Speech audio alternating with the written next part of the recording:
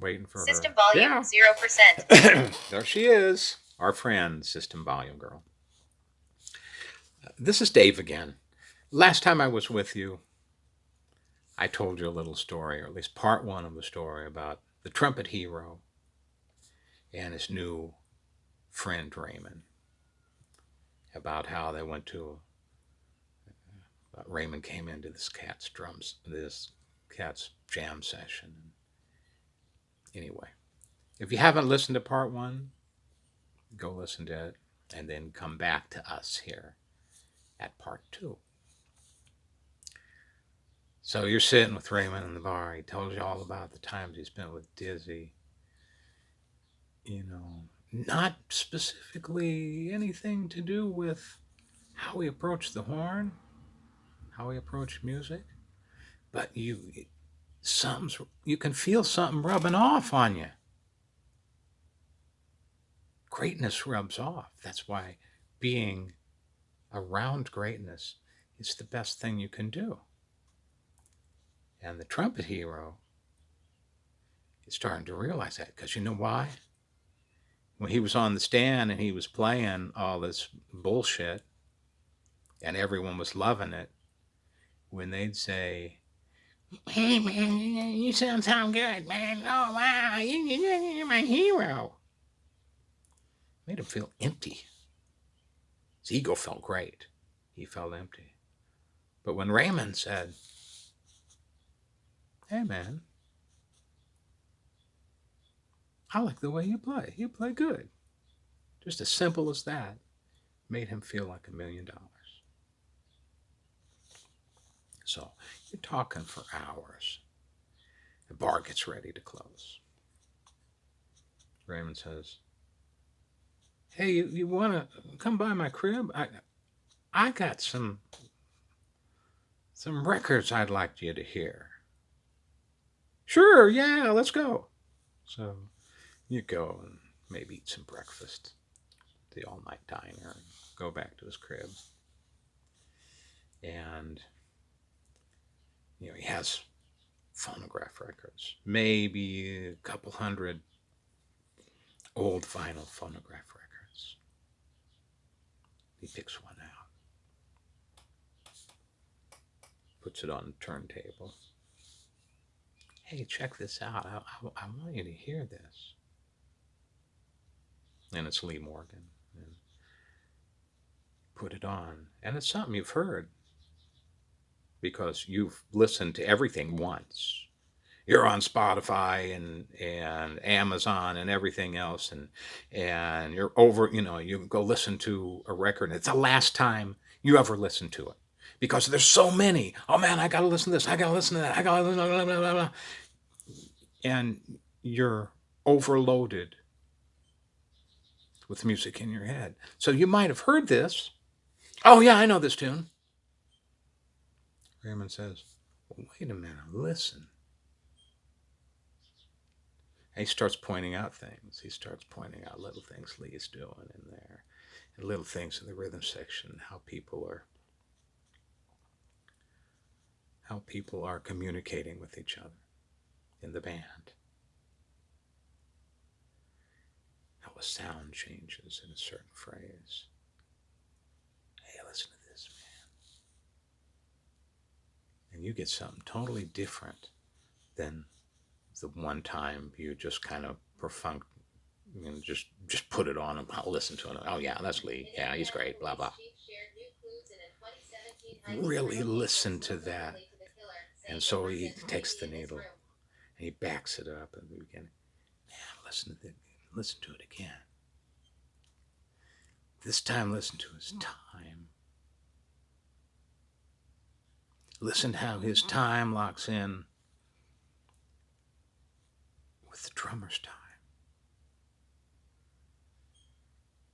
Okay, you do. All of a sudden, his tune widens up for you.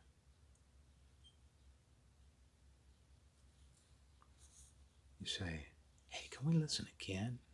"Oh, yeah, let's listen again." This time, listen to the bass player. You clue into the bass, and you cue into that bass.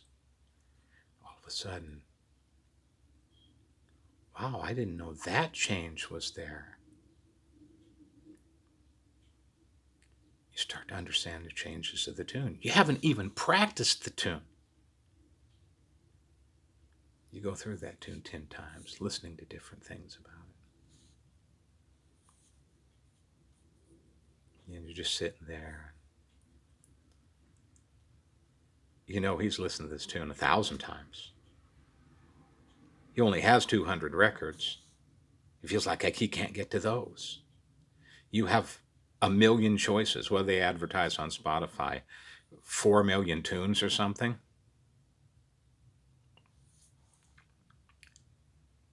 You can tell by the scratches on the record he's listened to this hundreds of times. Starts hitting you what you need to do. So you ask Raymond a question. You say, yeah, but Raymond, how do I get there? Now you want to, right? At least you want to now. You know you're not there. You know where you're going. How do I do it? He says, and by the way, I'm going to give credit where credit is due. This little concept, and of course all jazz musicians and most musicians know this, but it was kind of codified in this great little book by Victor Wooten called The Music Lesson. Please read it as soon as you can. You will love it. It's kind of like this. It's better than this story because, of course, it's Victor Wooten. So Clarence, Raymond says, well, how you get there? You play beside Lee Morgan. You say, man, yeah, you had the chance to do that. You went to sessions with Lee, but Lee's dead. Well, you can still play with him. He gets his horn out of the case and puts on the record again. Plays the head along with Lee, and then when Lee starts a solo, he starts creating a duet with him. And it sounds beautiful. Oh man, that's so cool. Then he hands you his horn. He said, try it.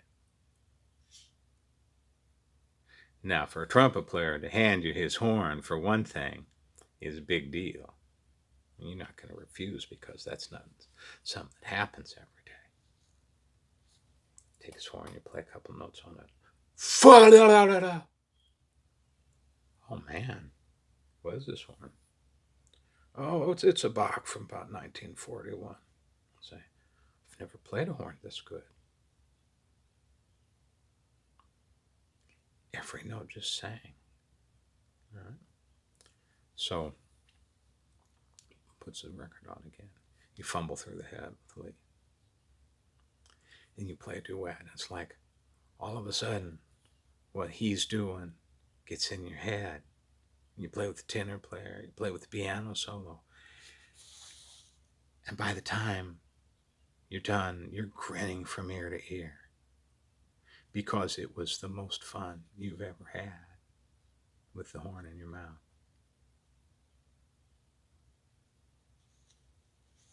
So anyway, that's your evening with your new friend. Next day you wake up in the morning. Wake up early. You want to get at it. But there's something you got to do first. You take your horn and you go to the music store.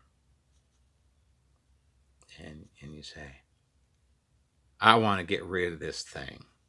And everyone at the music store, oh man, yeah, because they know they can resell that horn for a fortune.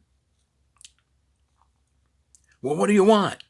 Said, got any vintage horns? Yeah. So you play all these horns. They got a bunch of them in there because they don't look that pretty. Kids don't want them. The only ones that want them are pros. And even most of them don't even want them. You find something that just fits you. And it's so easy. You say, I want this horn. So they give you the horn and a pile of money because, the trade-in on this, this, they know what they can sell it. And they're fair. They're cool guys. They want your business again. So you got all this money in your pocket. You go down to say, I'm going to buy a good stereo. Because the way you listen to music is on your computer or on your phone even. You can't hear anything on that. Raymond had a nice stereo system. Buy a nice stereo system. Nice stereo. You go home. Can't wait to get practicing. Hook your stereo up. Go on Spotify. Find something you want to learn and you really love. And you start practicing. Do your little warm-up first. Make friends with your horn. 3 hours later, you're still doing this.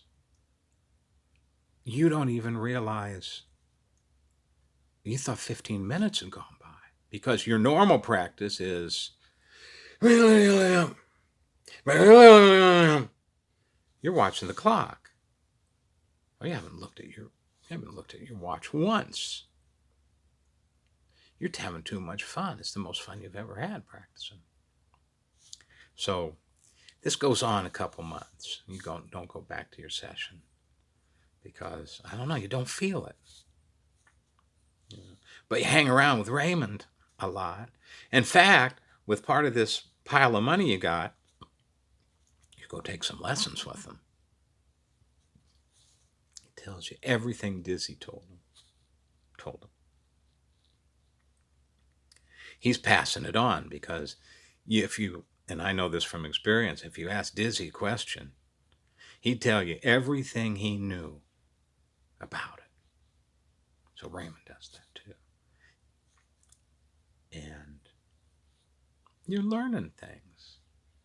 You're especially learning how to keep your ego in the corner and let music shine through you.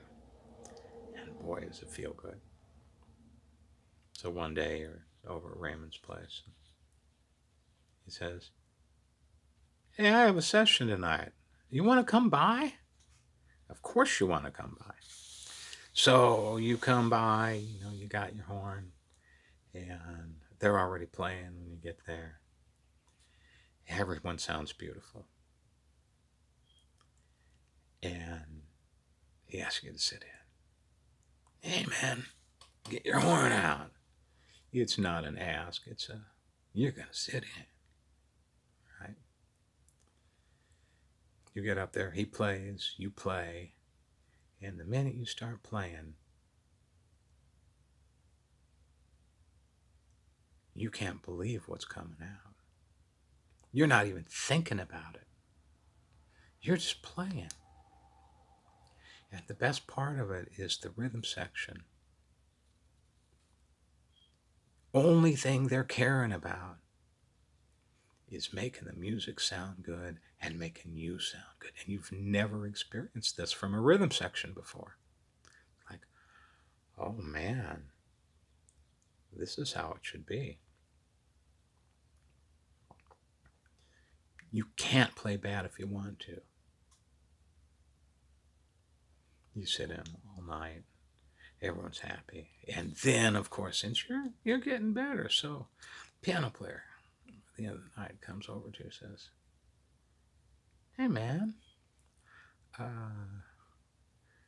I got a gig Friday night and my man Raymond can't do it. You want to make the hit? Oh man. And you do. And it's great. And all of a sudden, you start getting all these calls from a way better class of musician because you've reached that class. They recognize it. Raymond starts he has a lot of gigs too, and he can't make all of them. So you're getting some of his going. Hey, Raymond said you might be able to make this hit. So you're learning about learning all these different tunes, all these different cats, and of course, as in most fables, we know the moral of the story, and that's put your ego in the corner, and you never know what might happen. It'll change your whole perspective. So, our trumpet hero lived happily ever after. 20 years later, became the Raymond of his generation. So he'd go into a jam session and see what young cat needed guiding along. We pass it on, and we all have to pass it on. It's how music works. It's the apprentice system is still alive and well in jazz. Just remember that and take advantage of it. And I hope you've enjoyed this little two-part story. I've enjoyed telling it to you. This is David Hoffman. You're obviously on my Facebook page or my YouTube page because that's where this is. So feel free to drop me a line if you want. Glad to talk to you. And I'll bring you some more stuff if you like this. All right, this is Dave out. We will see you next time. 0 hour 6 stop button. Stop button.